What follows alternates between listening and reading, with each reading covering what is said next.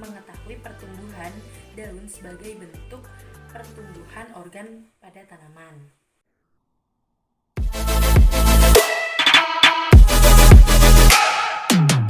1. Penampan, kardus, kardus yang dilubangin, dan tanaman kacang hijau. Cara kerja yang dilakukan untuk pertumbuhan kacang hijau yaitu yang pertama, kecambah disiapkan. Kecambah dibagi menjadi 3 perlakuan. Yang pertama yaitu diletakkan di tempat gelap atau ditutup dengan kardus. Yang kedua yaitu di tempat terang atau tanpa kardus. Yang ketiga yaitu diletakkan di kardus yang dilubangi. Selanjutnya pertumbuhan kecambah diamati dan dilihat hasilnya. Hasil yang pertama yaitu kacang hijau dengan ditutup kardus, menunjukkan bahwa tanaman kacang hijau memiliki warna kuning dan batang tidak kokoh. Selanjutnya yaitu kacang hijau yang ditutup kardus dengan dilubangi sebagian, menunjukkan bahwa hasil tanaman sedikit berwarna kuning dan batangnya kokoh.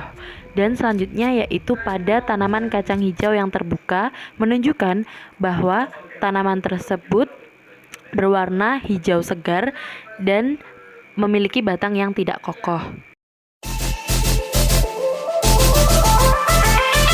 Alat dan bahan yang digunakan untuk perhitungan luas daun yaitu spidol, pensil, milimeter blok, dan juga 5 lembar daun dengan ukuran yang berbeda mulai dari yang terkecil hingga yang terbesar.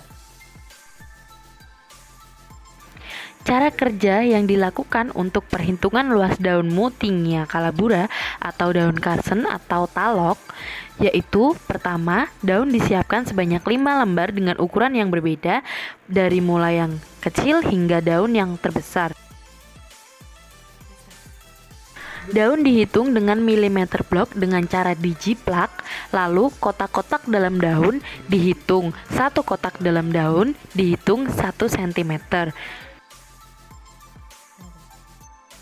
Perhitungan luas daun atau kotak-kotak dilakukan dari tepi daun, dihitung setengah daun dihitung 1 cm. Jika kurang dari setengah daun tidak perlu dihitung.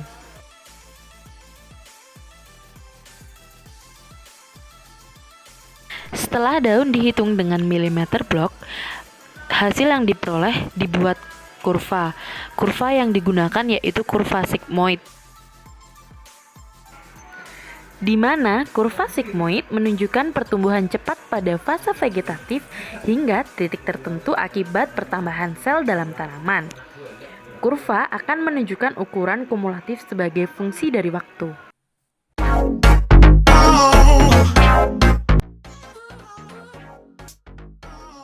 Berikut adalah kurva sigmoid dari perhitungan 5 helai daun.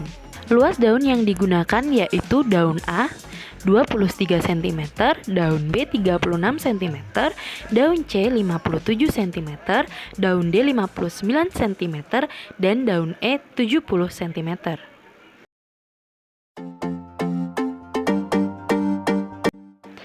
Berdasarkan percobaan yang telah dilakukan pada pengamatan pertumbuhan biji kacang hijau, didapatkan hasil pada kacang hijau yang sudah diberi perlakuan selama 3 hari. Kacang hijau yang ditutup dengan kardus menghasilkan daun berwarna kuning kokoh. Pada kacang hijau yang ditutup dengan kardus yang dilubangi, daunnya terdapat sedikit warna kuning dan batangnya kokoh. Dan pada daun kacang hijau yang terbuka, daunnya berwarna hijau segar dan tidak kokoh. Hal ini terjadi karena pada tanaman yang di tempat terang mengalami perlambatan tumbuhan, tetapi tanaman yang dihasilkan yaitu tanaman yang kuat, batang yang kokoh, dan daun berwarna hijau segar karena hormon auksin yang ada pada tumbuhan terhambat oleh sinar matahari sehingga pertumbuhannya lambat.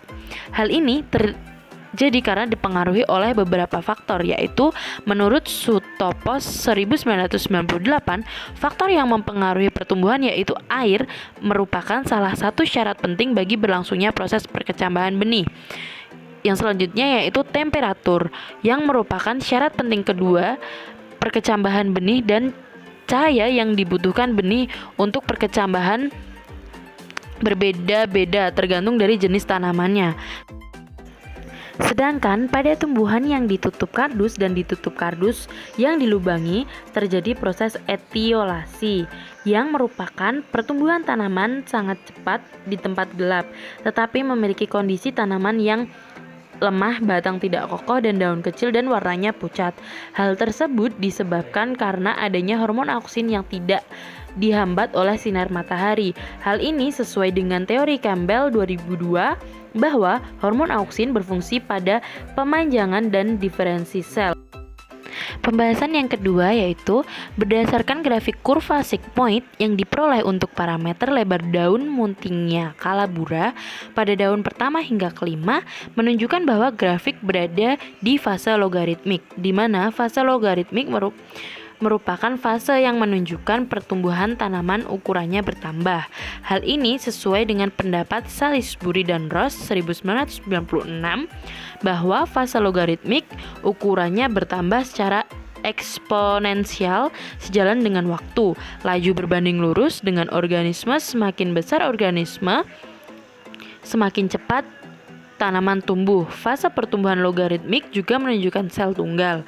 Fase ini merupakan fase di mana tumbuhan tumbuh secara lambat dan cenderung singkat.